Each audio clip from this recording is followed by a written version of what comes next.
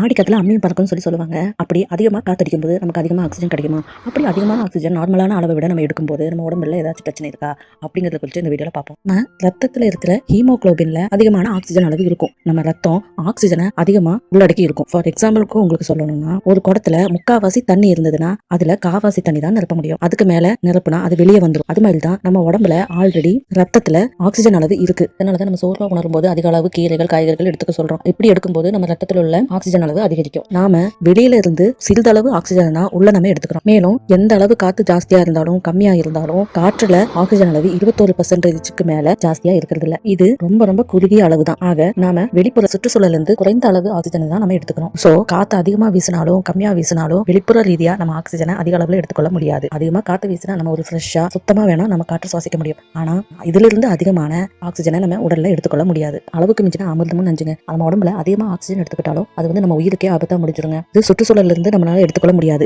இயற்கை எப்பவுமே பேலன்ஸ் ஆனதுங்க. இது எப்பவுமே நம்ம உடம்புல எந்த அளவுக்கு ஆக்சிஜன் வேணும் எல்லாமே பேலன்ஸ் பண்ணுது. ஆனா இந்த ஆக்சிஜனை நம்ம மருத்துவமனையில கிடைக்கிற சிலிண்டர் வடிவிலான ஆக்சிஜன்ல தான் அதிக அளவு ஆக்சிஜன் இருக்கும். இதை நம்ம அதிக அளவு எடுத்துக்கொள்ளும் போது நமக்கு ஃபிக்ஸ் வரலாம், மூளை பாதிப்பு, நம்ம நிறைய பாதிப்புகள் நமக்கு ஏற்படுங்க. மேலும் காற்றுல ஆக்சிஜன் அளவு 21% மேல ஜாஸ்தியா இருக்கிறது இல்ல. இதுல இருந்து அதிகமான ஆக்சிஜனை நம்ம உடல்ல எடுத்துக்கொள்ள முடியாது.